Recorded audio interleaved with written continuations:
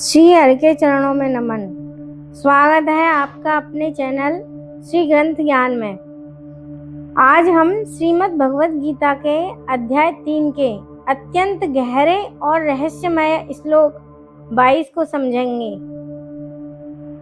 कि जिस भगवान को कुछ प्राप्त करना बाकी नहीं, जो संपूर्ण ब्रह्मांड के स्वामी हैं, उन्हें भी कर्म करने की आवश्यकता क्यों पड़ती है।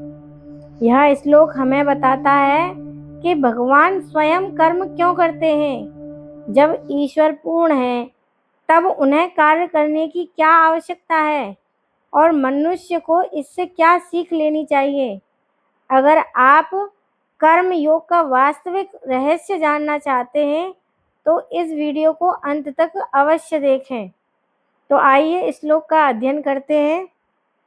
न मे पार्थ अस्ति कर्तव्यम त्रिषु लोकेषु किंचन न अनवाप्यतम अवाप्यव्यत्म वर्ते एव च कर्मणि। इस श्लोक में भगवान श्री कृष्ण ने स्वयं अपना दृष्टांत देते हुए कर्म करने के लाभ और कर्म न करने की हानि के बारे में बताया है। तो भगवान श्री कृष्ण अर्जुन से कहते हैं, पार्थ में, हे अर्जुन, मैं यानी मुझे इन त्रिषु लोकेषु, तीनों लोकों में, न किंचन कर्तव्यम, न तो कुछ कर्तव्य, अस्ति है, च और न अवाप्यतम, न कोई प्राप्त करने योग्य वस्तु, अनवाप्यतम अप्राप्त है, तो भी मैं कर्मणि यानी कर्म में एव वर्ते ही बरतता हूँ। भगवान श्री कृष्ण अर्जुन से कहते हैं कि हे अर्जुन,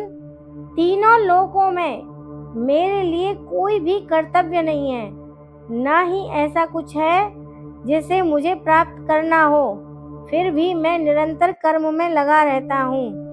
तो भक्तों, यहाँ भगवान श्री कृष्ण स्वयं अपने बारे में एक अद्भुत सत्य बता रहे हैं। वे कहते हैं, मुझे कुछ पाना नहीं है, मैं पूर्ण हूँ, फिर भी मैं कर्म करता हूँ। यह बात सामान्य मनुष्य के लिए बहुत गहरी शिक्षा है। हम लोग प्राय केवल स्वार्थ के लिए कर्म करते हैं। पैसा मिले इसलिए काम करते हैं, सम्मान मिले इसलिए सेवा करते हैं, लाभ मिले इसलिए संबंध रखते हैं। लेकिन भगवान का कर्म स्वार्थ रहित है। वे संसार के कल्याण के लिए कर्म करते हैं। भगवान श्री कृष्ण परम पूर्ण हैं।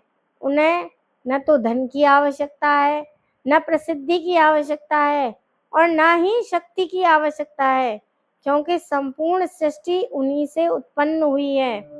वे स्वयं संपूर्णता का स्वरूप हैं। इसीलिए वे कहते हैं, मेरे लिए कोई कर्तव्य शेष नहीं है।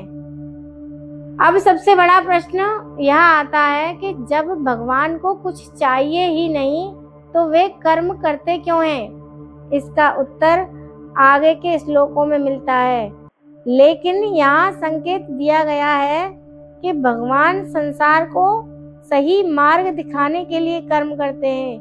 वे मानवता को यह सिखाते हैं कि जीवन में कर्म करना आवश्यक है। बहुत लोग सोचते हैं अगर आध्यात्मिक बनना है तो संसार छोड़ देना चाहिए, संन्यास लेना चाहिए, बाबा बन जाना चाहिए। लेकिन गीता यह नहीं कहती। भगवान श्री कृष्ण स्वयं राजा, मित्र, सारथी, मार्गदर्शक और योद्धा की भूमिका निभाते हैं। वे जीवन से भागते नहीं, बल्कि जीवन के बीच रहकर धर्म निभाते हैं। यही कर्म योग है। अगर हम श्री कृष्ण के जीवन को देखें तो वे हर समय कर्म में ही लगे रहे। बचपन में गोकुल की रक्षा की, कंस का अंत किया, पांडवों का मार्गदर्शन किया, महाभारत में धर्म की स्थापना की और उन्होंने कभी आलस्य नहीं किया, जबकि उन्हें व्यक्तिगत रूप में कुछ प्राप्त नहीं करना था। भगवान श्री कृष्ण का प्रत्येक कर्म निष्काम था। वे कर्म करते रहे धर्म की रक्षा के लिए, भक्तों के कल्याण के लिए और संसार को सही दिशा देने के लिए। इसीलिए गीता हमें सिखाती है कि श्रेष्ठ कर्म वह है जो केवल अपने लिए नहीं बल्कि दूसरों के हित के लिए हो।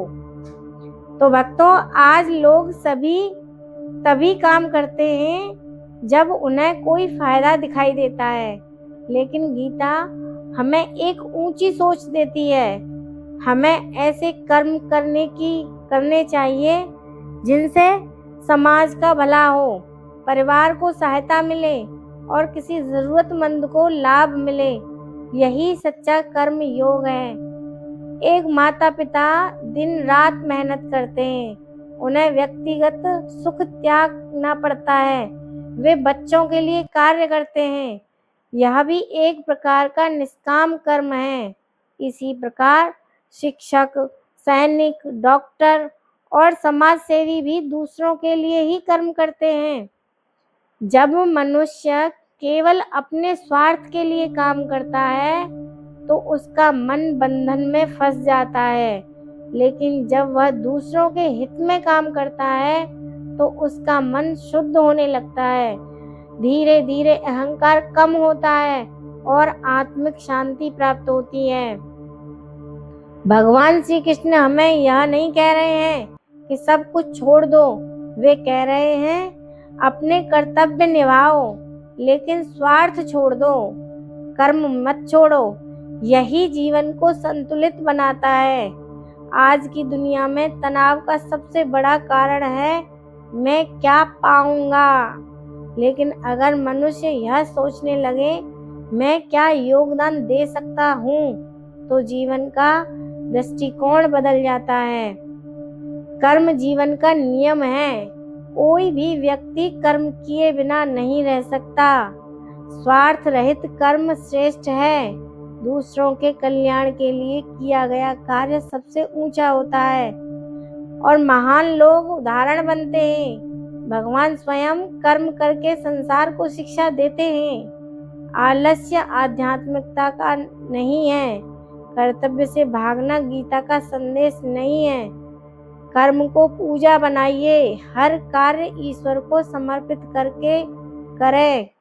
तो भक्तों, गीता का यह श्लोक हमें सिखाता है कि पूर्णतः कर्म छोड़ने में नहीं बल्कि निष्काम भाव से कर्म करने में है।